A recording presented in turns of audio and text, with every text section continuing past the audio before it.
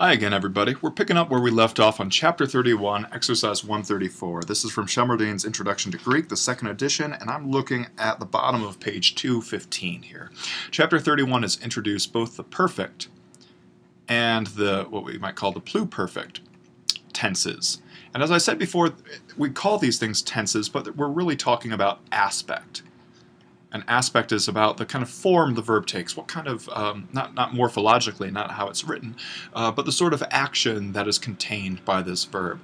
And these perfect and pluperfect tenses are about completed action with present, or with later relevance, is I guess how I'll put it, with later relevance. If it's present relevance, then that's the perfect, something that has been finished, but is only dealing with the present. The pluperfect kind of sets that further back, something that had been completed such that it was at a time in the past still relevant. So you've seen the lessons before. I encourage you to go back. Saying what I just said, if you've never seen the charts, makes almost no sense. But that's what we're dealing with.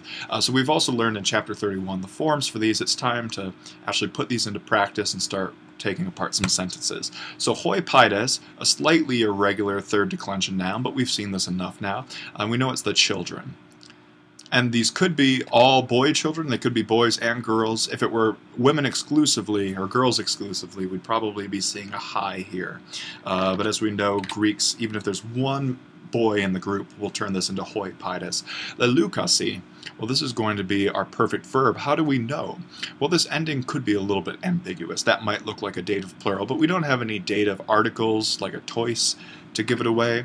Also, now that we know a few kind of signatures to look for when looking for a perfect. One is going to be this beginning, the reduplication. Another, in the perfect active at least, will be this kappa, standing out right there. And then we have, of course, the ending, this alpha, still a primary ending because it's related to, the third-person plural endings we've known for a long time now, usi, right? But this is actually the perfect form with an alpha, asi. All right, so that's fine. So we can say, okay, we can pull this apart now. Perfect here, this is telling us active, third-person plural, and that squares nicely with our third-person plural subject. And then we're looking ultimately right there for the verbal essence of the word. What's the meaning of this? And of course, this is from luo, to free, to destroy. In this situation, I think we're looking at tous barbarus, tous doulothentas. Let's talk about freeing. So the children free, and that's the essential meaning, but we need to put this in the perfect. And the standard English translation for this is have blanked. So the children have freed the foreigners. Tous barbaros. Luo, as always, takes an accusative object. Tous doulothentas. Well, what's the second tous doing?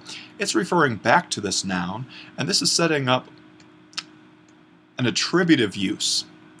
And remember, when we were talking about adjectives and participles, they could be attributive in the attributive position or predicate. And attributive, how could we tell that? Well, it always was immediately following an article, and that's what we have here. So in English, the best way to explain this, because we want to have tous barbarus, tous, those same barbarus, are doulothentas. English, we would probably put the adjective right before the noun. That would be one way to translate it, but to kind of keep the feel of the Greek word order, we might be tempted, and I think rightfully so, to use an English relative pronoun, a relative clause, to capture this attributive use of the participle following the noun. One could have tous doulothentas barbarus, but Shelmerdine has written it as having this tous following. It's a perfect time to use a relative clause in English. There's always something lost in translation. There's always a kind of choice that's being made. So this is just a very fine choice to be making. And now we need to take apart doulothentas. So again, looking for signatures that give something away. This theta here is a good sign of a weak aorist passive. And that's our sixth principal part, aorist passive. And you might say, all right, Al, but this is a fairly active-looking third declension ending. And I'd say, well, you're absolutely right. But remember that unlike the future passive, which actually has kind of passive-looking forms, the aorist passive has these active-looking endings, but the meaning is still quite passive. Great, so what verb is this coming from? Well, hopefully you also recognize this, the doulo, and we get this long omega because it actually is an omicron contract verb, doulo, which means to enslave, to make a slave. As a mnemonic, those of you some of you might be familiar with the word doula as a midwife. Well, this is the feminine form of the ancient Greek word for slave. Modern doulas are certainly not slaves, but you can imagine that a female slave's job in the past would likely to have been a midwife at many points. So that's where we keep the term right now. We don't see this stem too often in English. We get the Latin word for slave, servus, much more frequently. But doula is one place where this word remains. So to enslave is the active, to be enslaved is the passive. So that's what we're going to be looking at. And what tense is this? Well, as we said, this is the aorist stem, the sixth principal part. So this will be having been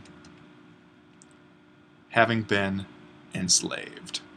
So the children have freed the foreigners who, and I guess I'm in a relative clause, so I can now conjugate this participle, turn it into a verb, who have been enslaved. So you might look at that and say, well, Al, that sounds a lot like your perfect formulation here, and indeed that's somewhat true. Maybe we should rephrase this to capture the aorist a bit more. The children have freed the foreigners who were enslaved.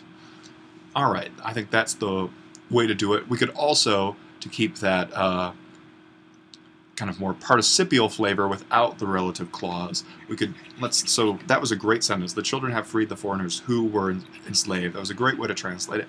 A second way to do it would be simply, the children have freed the enslaved foreigners. So again, in English, we'd have to move this participle, this adjectival, verbal form, in between the article and the noun. We would put it right there. Greek could do that too, but because Shelmerdine didn't here, that's why we had originally opted for a relative clause, but this kind of infix of this passive participle, perfectly fine as well. So the children have freed the slaves, or not, sorry, the foreigners, the ones having been enslaved, the enslaved foreigners. Excellent. Number 3, let's move on. Hoi entais Athenais eosymbebouleontai. That's a mouthful. Let's have fun taking that apart. To Demosthene. All right, great. So hoi, we should know automatically, nominative, not nominative. Let me rewrite that. Nominative, plural, and then masculine, right? Easy. That's from chapter 5 in Shelmerdine. We've been working with articles for a long time. In the Athens, and note that Athens here is a plural. A number of Greek city names are just always in the plural. It's not just one Athena, it's the Athenas, if you want to kind of think about it that way.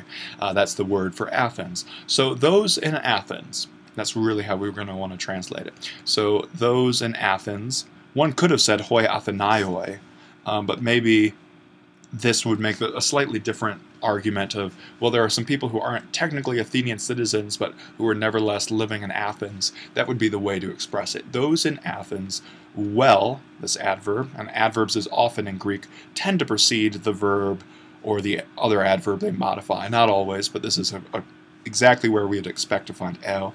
And now, this long word. So let's start breaking it up. We've got a prefix, sum. And you should know at this point that soon, the preposition that we sometimes see, or just the adverb, the kind of prefix, when it's before a voiced consonant, such as b. Note that b is a lot like p, right? So beta is a lot like p, is what we're saying. And the difference is that you're actually making a sound with your vocal cords when you make this b. So in English, we tend to think that there's quite a bit of a difference between B and P, but they're actually quite close linguistically, because we now in English make a phonetic distinction between these two. These seem very different, but if you're just learning the language, these are quite similar. The only difference is this is voiced and this is unvoiced. And that's the same difference between M and N to a certain degree. M is a voiced nasal, and N is an unvoiced nasal. but you can't really make a nasal sound without some sort of voice. But well, I guess, so it's not about voice. Let me erase that. That's wrong. It's about where your lips go and how your word is being formed.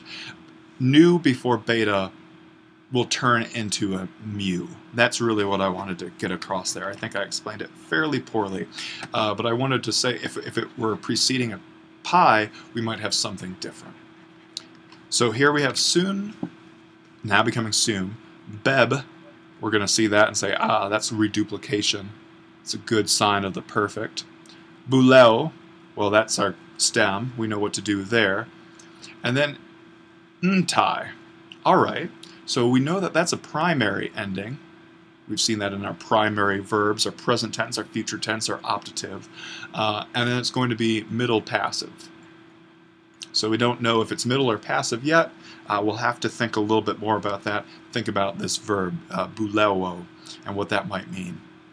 And then to Demosthene, so dative masculine singular, the Demosthenes. So we could just write Demosthenes at the end, because we don't use the definite article before proper names in English. And then we might put this well at the very end of the sentence. Those in Athens, some kind of perfect passive form here, did something well to Demosthenes. So then let's get to this verb. So what are we looking up? Well, if you were to look up at the dictionary sum bebu, you're going to get nowhere. What you need to see for the dictionary entry is, okay, we're going to keep the prefix, yes, but we're going to get the first principal part here, so we're not going to get the reduplication. So you start looking in the back of the book, not for soon, but for sum, and then buleo. ... That's going to take us probably right to where we want to go. So flip to the back of the book and see what we've got. And then we say, ah, yes, it's that verb from chapter 11 we haven't seen for a long time. Sum buleo, to advise. And that takes a dative object, to advise to someone. It's kind of an indirect object.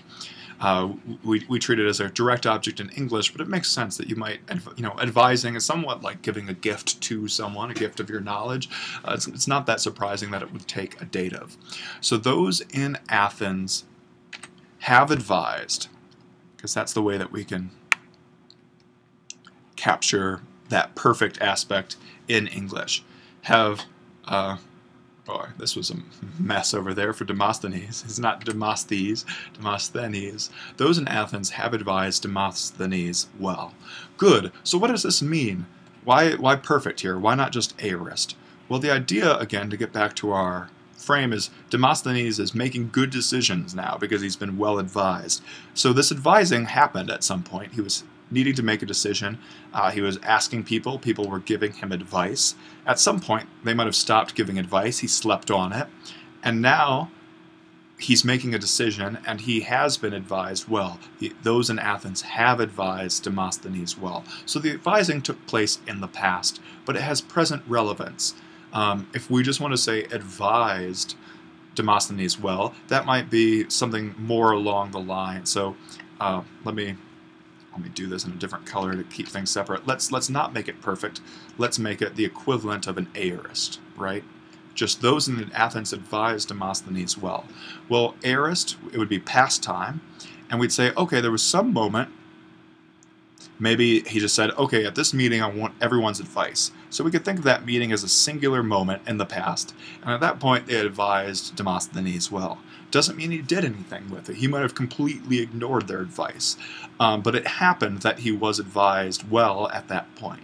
So that's the difference between an aorist, which we would have with simply advised, and then a more perfect situation, have advised, which is exactly what we have here. Something that happened in the past, could have been momentary, doesn't need to be this long, drawn-out thing. It could have been, again, one moment of a panel, but there's a ongoing result of that action. That's the essence of the perfect. And because we're really concerned with this present moment, that's why there's no past indicative augment. That's why it's a primary tense. Everything about this is primary present tense oriented, present time oriented, but it's about a completed action in the past. That's the difference between the aorist and the perfect. Finally, number 7, diaton kemona uk eleleukemen, and this should be helpful ending at this point. Tous hippus. All right, great. So let's talk about this ending. We've seen all sorts of first-person plural endings, right? We had amen with the thematic vowel omicron. That would get lengthened in the subjunctive. In the optative, we might get the kind of characteristic iota added. In the aorist, we had amen. I think we've seen amen, too, at sometimes. This amen is brand new, and it's always the mark of the pluperfect. So you can't do this with everything, because I mean you'll get to the second person plural and you'll have eta, and that's nothing surprising. This is a dead giveaway pluperfect.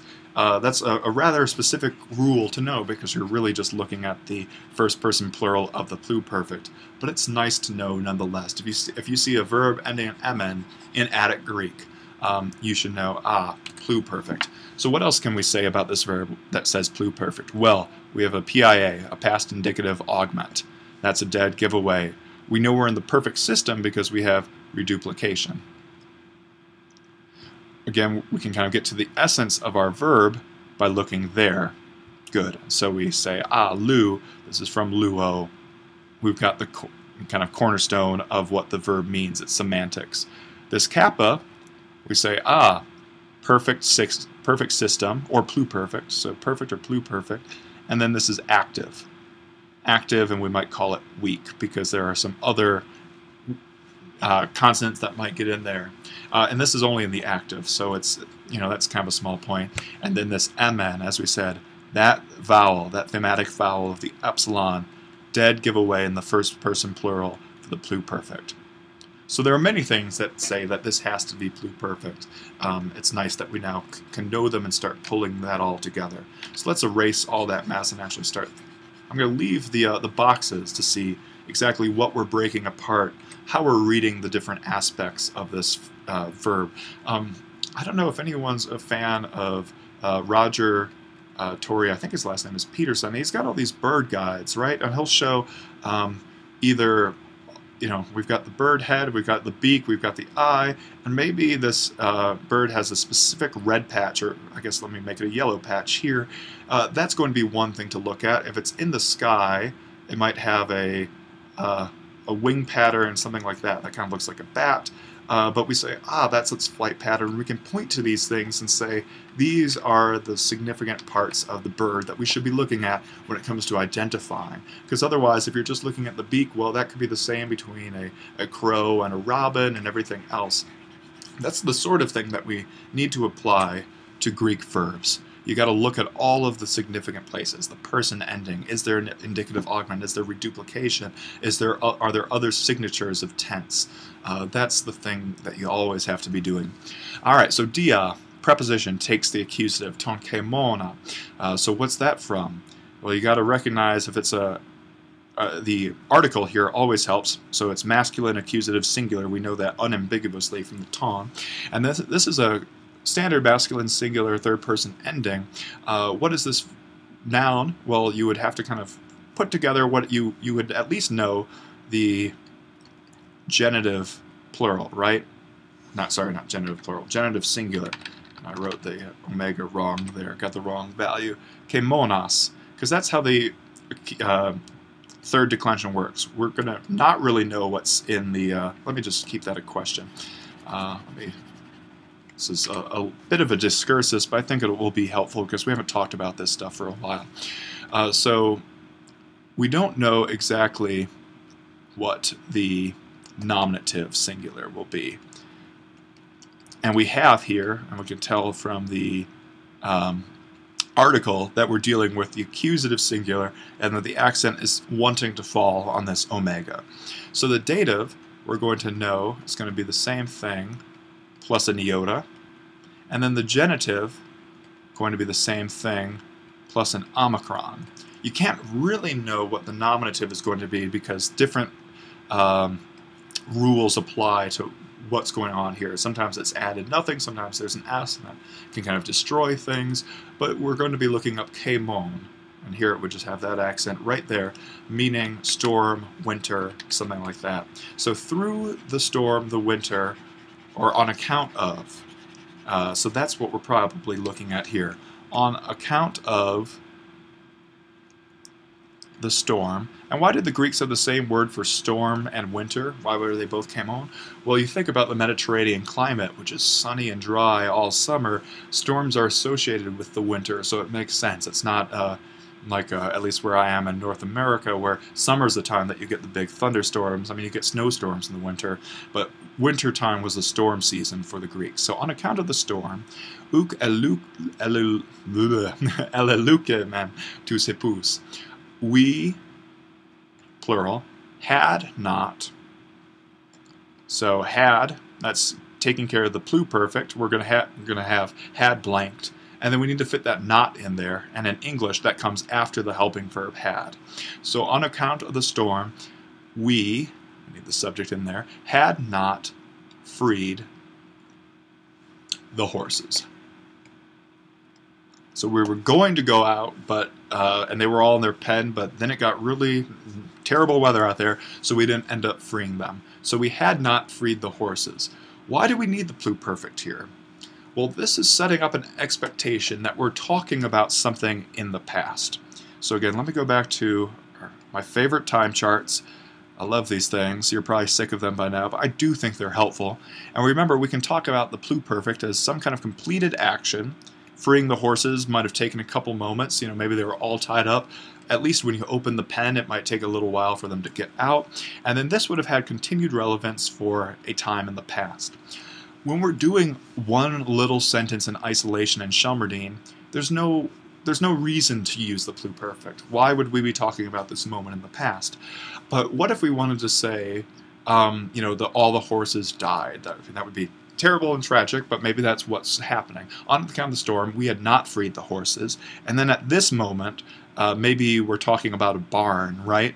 And the tornado hit the barn, and the horses died. So we're talking about all of this thing, the focus of our whole discourse, what we're talking about, is right here, the horse's death. What were the circumstances? And we said, well, we knew we should have led them out of the barn because it might have tipped over, but we had not, on account of the storm, freed the horses. So we would have been freeing the horses there with present relevance to when the actual tornado hit, but we hadn't freed them. The tornado hit, the barn fell, the horses died. This is so morbid. I didn't mean to go in this direction. Should have talked about happy horses. But this is the idea that because we're talking about a moment of past relevance with completed action before, this is where you need the pluperfect. So whenever you get a pluperfect in your reading, and you're not expecting it, this should raise a reading expectation.